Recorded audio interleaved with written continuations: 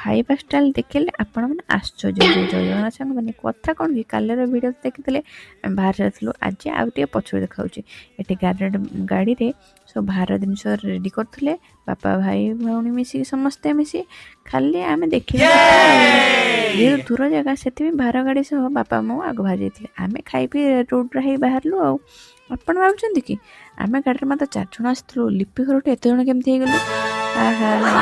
କଥାଟି ବୁଝି ସାରିବେଣି ତାହେଲେ। ଲିପି ସହ ଦୁଃଖ ସୁଖ ହେଲା ପରେ ଲିପି ଷ୍ଟେଜକୁ ପଳେଇଲା ଆଉ ଆମେ ଟିକେ ଚର୍ଚ୍ଚା ହେଇ ବାହାରିଗଲୁ ଆଉ। ଏପଟେ ଆମ ନଣ୍ଡୁକୁ ଦେଖୁନାହାନ୍ତି, ଯେମିତି କୋଇମିଲଗାରେ ଯାଦୁ ଦେଖାଯାଉନଥିଲା ସେମିତି ମାଂସ ହାଡ଼ ଶରୀର ଖଣ୍ଡେ ପାଇଛି।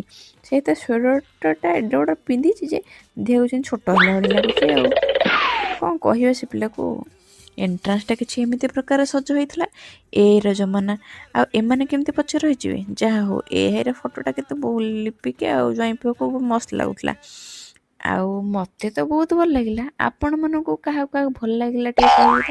ଏପଟେ ଲିପି ଆଉ ଜ୍ୱାଇଁ ପୁଅ ଷ୍ଟେଜ ଉପରେ ପୁରା ଥଇ ବସି ପଡ଼ିଛନ୍ତି। ଯିଏ ଆସନ୍ତୁ ଆମେ ଖାଲି ୱେଲକମ୍ କରିବା କଥା ଆଉ। ଆମେ ଟିକେ ଦର୍ଶନ କରିକି ଗଲୁ ଖାଇବାକୁ।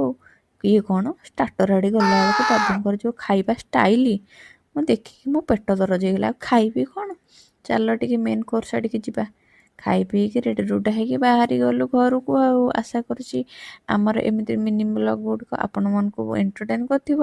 ଭିଡ଼ିଓଟି ଭଲ ଲାଗିଲେ ଲାଇକ୍ ସେୟାର ସବସ୍କ୍ରାଇବ୍ ନିଶ୍ଚିତ କରିବେ। ରହିଲି, ଜୟ ଜଗନ୍ନାଥ। ପୁଣି ଦେଖା ହେବ ନେକ୍ସଟ ବ୍ଲଗ୍ରେ।